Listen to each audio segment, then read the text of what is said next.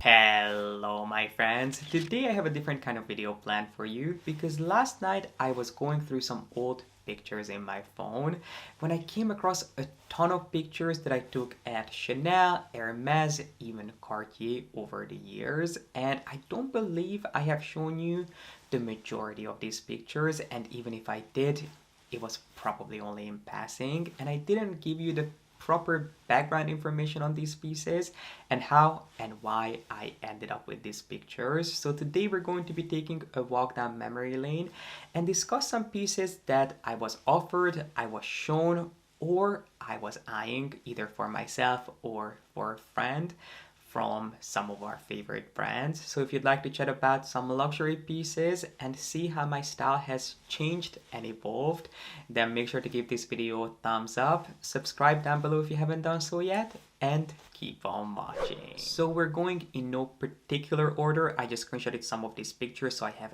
everything in one folder, and we probably won't have time to go through all of them. But if you enjoyed this video, I would be happy to do a part 2 or a part 3. So while you're watching, if you enjoy it, just let me know by giving this video a thumbs up or commenting down below, just so I know that this is something that I should do more of. So let me just pull up a picture and start talking about it. And please do bear in mind that some of these pictures are not going to be the best quality because these were never intended to be shown to anyone. Most of these pictures I just took for myself of pieces that I was offered or pieces that I was toying with the idea of picking up. And we have a picture here from Chanel, which this was taken back in 2017, and this is of the Gabrielle Hobo bag, which I don't believe this was my first time seeing this bag. I remember when this bag first launched, I went to see it at the Soho boutique, and I think I took this picture at Bergdorf, and I remember seeing this bag for the first time. It was kind of a big deal for Chanel to come out with a bag like this because this definitely felt more like a unisex bag, especially compared to some of their classic designs. I remember seeing this bag on Pharrell and just falling in love with it. Well, until I went to see it for myself in person because it looked absolutely hideous on me. But I still kept looking at it every time I saw it in a different finish or a different leather. I had to have a look at it because it kind of took me a while to forget about this bag. But we have one here in black, which is probably the reason I looked at it, in Python. So this was back in the day when Chanel still used exotic skins and fur, which they no longer do, but you can still obviously find Chanel pieces on the pre-loved market made of exotic skins.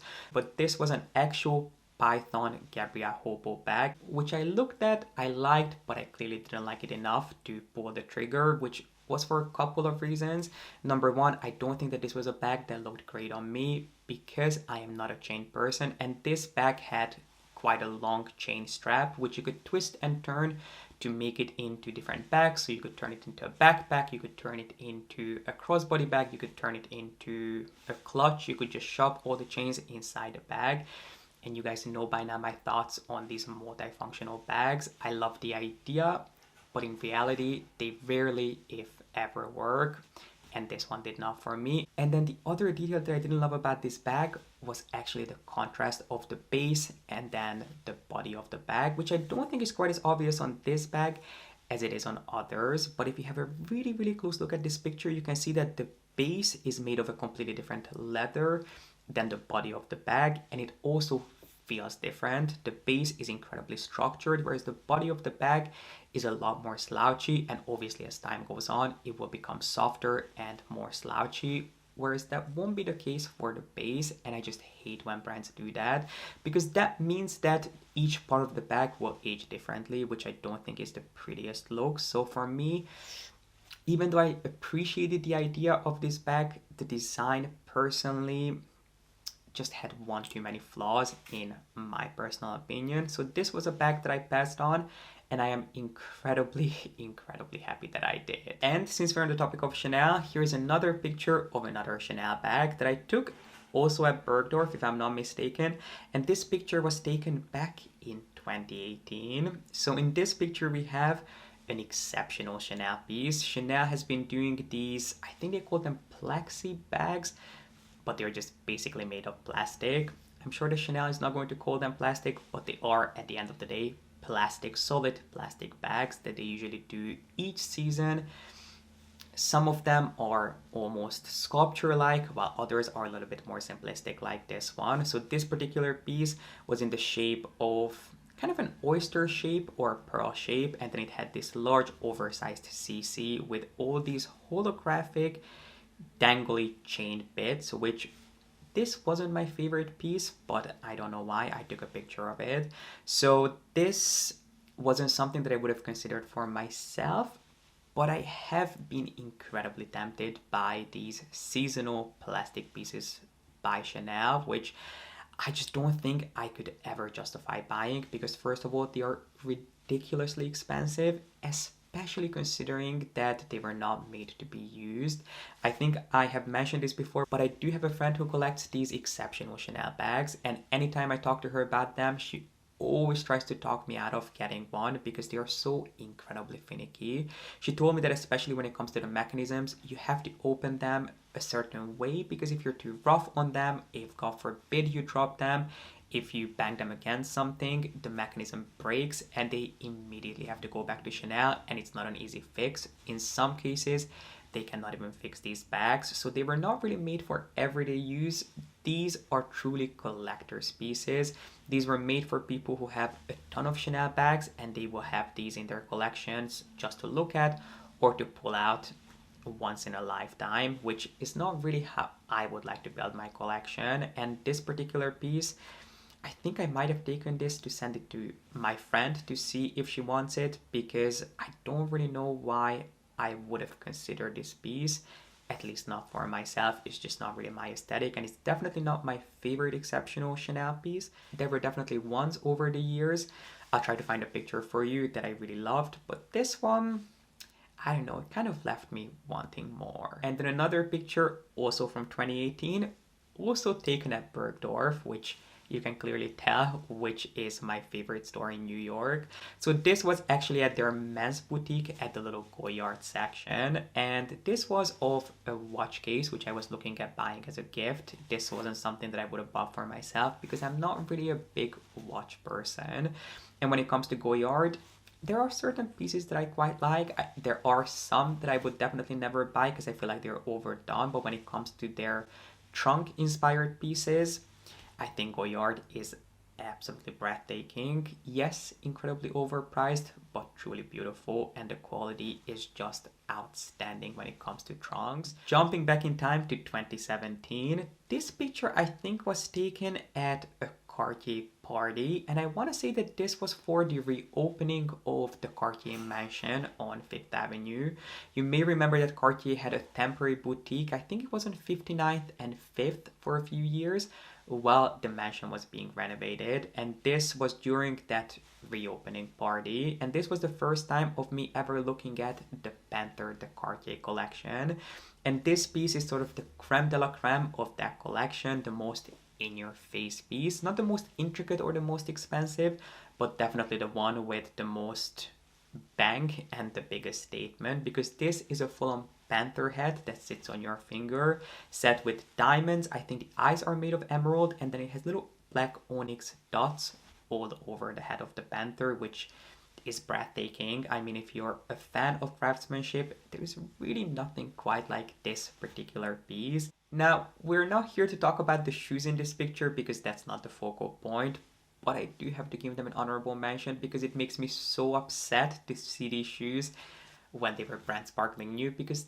this is definitely not how they look these days. I have worn these shoes to absolute bits and they cannot be replaced because these are my Celine now discontinued skater shoes, which I love so much. They are so incredibly flattering, they are comfortable, they go with anything and everything. They are probably my most favorite shoes ever created, and unfortunately they are no longer around. But anyway, that's all that I had to say about the Celine skater shoes. Fingers crossed they'll be brought back at one point. But this picture was taken because of the bag, which is the Louis Vuitton Petite Main, which I was eyeing for a few years, pretty much since it launched, just because I love Louis Vuitton's trunks. You guys know that I'm not the biggest fan of Louis Vuitton for their bags, even their ready-to-wear and SLGs, but when it comes to their trunks, I'm a sucker for anything, pretty much anything that they do. So of course I had to check out their bag that was inspired by their heritage of creating trunks. And this is not the one that I actually ended up buying, but this I remember was a runway piece, and it was one of the first petite ma bags that featured a monochromatic hardware that wasn't in gold, but it was actually in the same color as the body of the bag. But this piece had this hand painted sort of gold, I'm not sure if it was painting or foil, but it had this gold detailing on the front, which I didn't love. I much prefer the piece that I ended up buying, which is in all black, which I think I bought a couple of years later.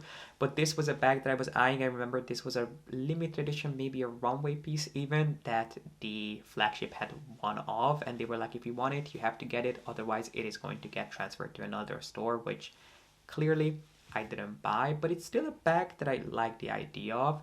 I'm not sure if I would spend the money on this bag knowing what I know now, but if you own this bag, I would definitely suggest that you pull it out of your wardrobe and start using it, because it is definitely one of the best bags that Louis Vuitton currently has in their portfolio. Shall we move on to my endless number of Hermes pictures? And I wanted to start with this one because this was the one that actually inspired me to do this video, which is of a shoe that is no longer around. I think this was called the Victory shoe by Hermes, which launched, I want to say in 2019, 2018 maybe. This picture was taken in 2019, but we all know that Hermes is always behind.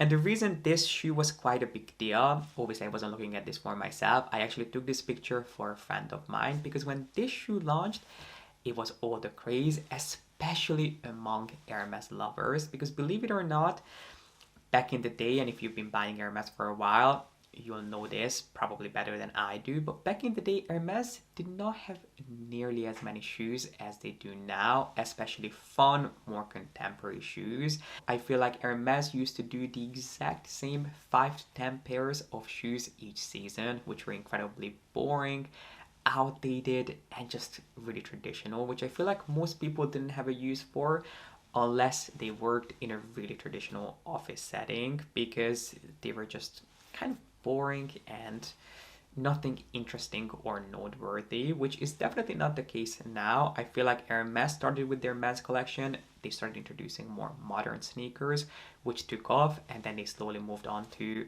rebranding their women's shoe line, which at this point I think might be one of their most popular métiers. And this was the beginning of this current era. Now I do have to say that these shoes never really took off outside of Hermes. It's not like they started a trend as something like their G.P.S was did, but they were quite popular, especially considering that most of Hermes' shoes in the past were so different from these, and I remember they were incredibly hard to get. And the reason I have a picture of these is not because I was looking at these for myself, but I was actually looking at these for a friend of mine who I knew was hunting for these, because they were quite hard to find because it was so different from everything else that Hermes had done in the past. Not many boutiques actually bought into these, so I think I found these in Miami, and I don't believe my friend ended up ordering these, but I wanted to send her a picture to let her know that these are around. And obviously Hermes has gone through quite a few changes since, especially when it comes to their shoes. Now their shoes are so fun, so modern, they have them in fun new finishes, in fun new colors, and they come out with a ton of new designs each season. Moving on to a piece, or actually more like a color that was all the craze back in 2019 and even 2020, which was the color Bubblegum Pink, which was actually a name given by, I think it was started by resellers online, but in reality this color was called 5B Pink, at least that's what Hermes called it and how they referred to it. But online and on social media, this color was better known as Bubblegum Pink. And I remember having a conversation about this color with my advisor at the time, who was like, I don't really know if we have any bags in the back in this color, but let me see if we have anything. Not really for me to buy, but just more for me to see. and they came back with this piece, which was the long Constance wallet in alligator in the color 5P pink or bubblegum pink, which was definitely a stunning shade. Now, I am not personally a big Constance wallet person. I much prefer the Kelly wallet, but I cannot argue with the fact that this was a breathtaking piece. Obviously, I didn't buy it. I wouldn't buy a piece in pink, let alone a piece as expensive as this, but it was definitely one of the most beautiful pieces and one of the most beautiful pieces of alligator skin that I have ever seen from Hermes, because not all exotic skins are created equal and they won't all look the same. I do have an in-depth deep dive on exotic skins, what to look out for when buying an exotic bag, what are the differences between the different exotic skins. So if you'd like to learn more about that, make sure to have that video linked down below for you. But even when it comes to the same family of exotic skins, not every single piece will look identical because they all come from animals, and every single animal will have a different belly and a different pattern on their belly, because that's the part that Hermes uses to create these exceptional pieces. So this was definitely a stunning piece, and it is definitely still one of the most beautiful pieces of alligator that I have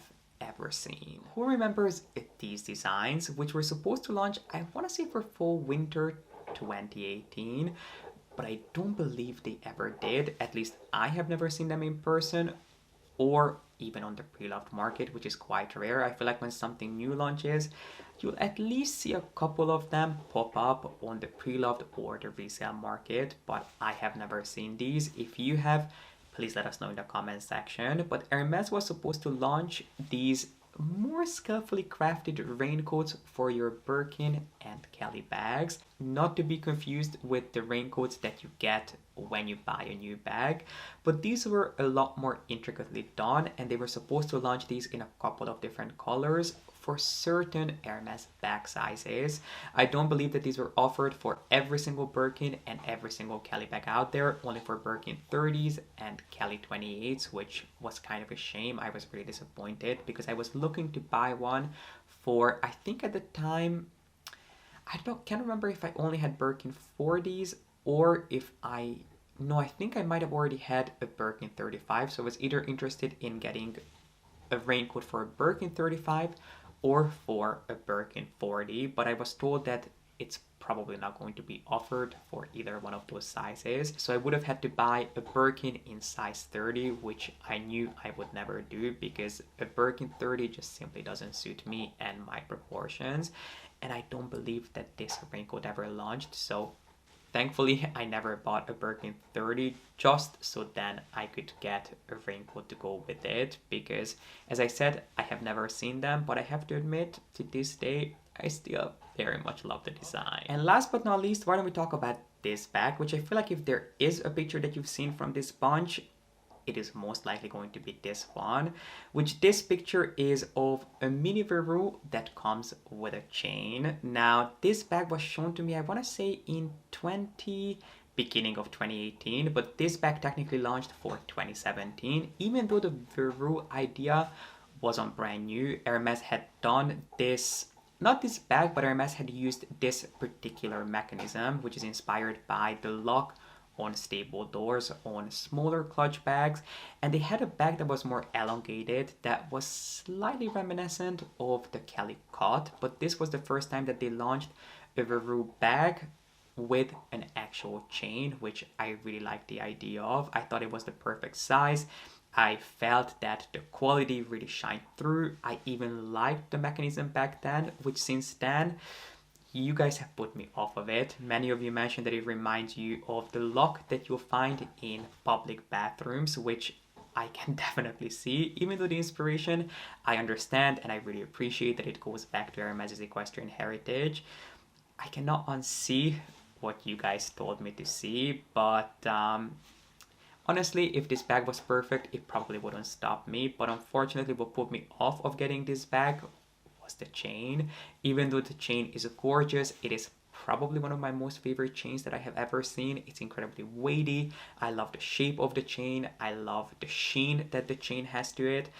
I am just simply not a chain kind of guy. I don't feel like I can pull off anything with a chain. I'm not saying that men cannot do it across the board, but it's personally not something that I feel really suits me, and in the end that was what put me off of getting this bag. But if you're looking for an Hermes bag that will feature the heritage, the craftsmanship, the incredible colors and shades of the brand, but it's not nearly as widely recognized as something like a Constance would be, this is an amazing bag to go for. Even though I wouldn't say that it's comparable to a Constance bag, if anything, to me it would be more comparable to a classic Chanel bag. So if you love a classic Chanel bag but you'd rather go for something from Hermes because of the quality, the craftsmanship and the heritage, this is definitely the bag that I would love to put on your radar. I still think that it is a gorgeous bag, but it is just simply not one that was made for someone like me. And my friends, these are all the pictures that we had time for today. I hope you enjoy this new format, and if you'd like to see more pictures, because I have plenty where these came from, let me know by giving this video a thumbs up, and while you're down there, make sure that you subscribe if you haven't done so yet. I really appreciate you being here and watching, and I hope to see you back here with a new video really soon.